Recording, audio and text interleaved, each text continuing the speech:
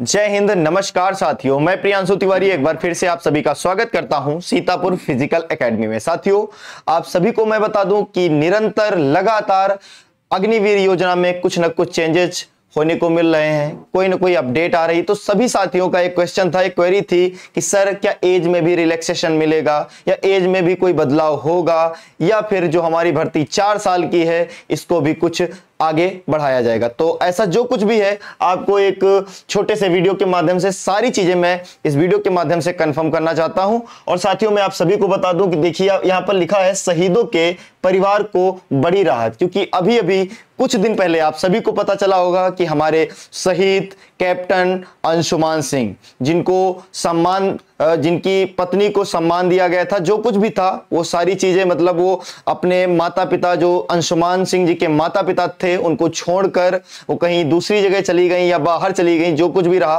तो क्या होता है कि उन्होंने अपने बेटे को भी खो दिया और जो भी वहां से सम्मान दिया गया वह भी खो दिया। तो अभी क्या है कि उसी पे काफी ज्यादा संशोधन हुआ है। तो कुछ जो एक नवभारत टाइम्स है उसका एक आर्टिकल सामने आया है, उसमें लिखा है पत्नी या परिवार को ड्यूटी पर शहीद होने वाले जवान की पेंशन किससे मिलेगी। ठीक है, एक बहुत ही ज्यादा क्वेश्चन रहता कि आप लोगों का एक डाउट भी था। हाँ, सरकार बना रही है योजना, तो क्या है इसमें रक्षा मंत्रालय सेना में ड्यूटी के दौरान शहीद जवानों की फैमिली पेंशन को पत्नी और माता पिता के बीच बांटने का प्रस्ताव पर विचार कर रही है। ठीक है, तो आप सभी समझ सकते हैं कि पहले केवल और केवल पत्नी को पेंशन मिलती थी। ठीक है, लेकिन अब इसको बांटने का मतलब इसमें कहीं ना कहीं 50-50 करने का विचार कर रही है। वर्तमान में सामान्य फैमिली पेंशन केवल पत्नी को दी जाती थी। अगर कोई भी जवान शहीद होता था और उसकी शादी हो चुकी है तो वह पेंशन केवल और केवल उसकी पत्नी को दी जाती थी। कुछ मामलों में माता पिता ने आर्थिक मदद की मांग की है।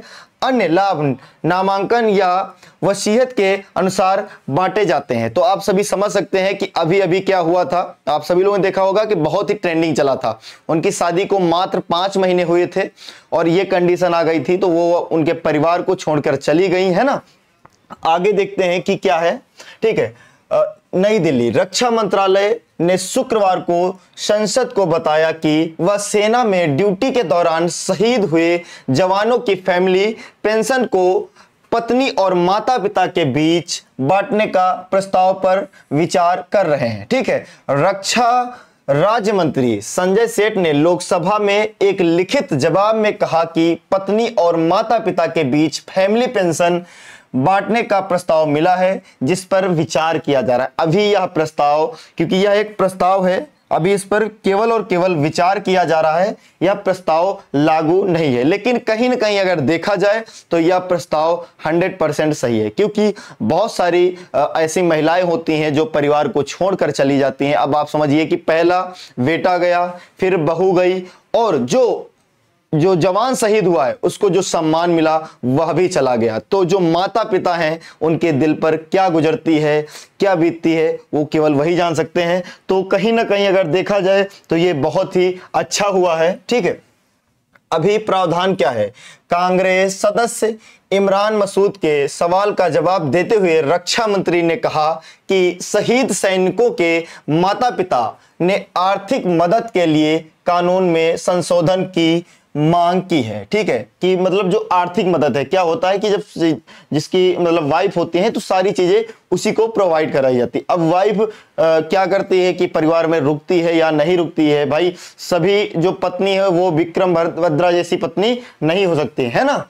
पता चला है कि सेना ने भी इस मुद्दे पर रक्षा मंत्रालय को एक प्रस्ताव भेजा है। फिलहाल सामान्य फैमिली पेंशन केवल उस सैनिक, वायु सैनिक या नाविक की पत्नी को दी जाती थी, है ना, जो सेना के दौरान, जो सेवा के दौरान शहीद हो जाता था। क्या था कि जिनके मतलब जो जवान थे, जिनका विवाह नहीं हुआ था, अविवाहित थे, उनको जो सम्मान मिलता था वो उनकी माता पिता को मिलता था। लेकिन जो विवाहित हैं उनका जो पूरा का पूरा सम्मान है वह उनकी पत्नी को दिया जाता है। ठीक है, तो इन्हीं सब चीजों में काफी ज्यादा बदलाव किया जाना जरूरी है और कहीं ना कहीं यह एकदम सही है। तो आप सभी लोग यह समझ सकते हैं कि इन पर बदलाव करना बहुत ही ज्यादा जरूरी है।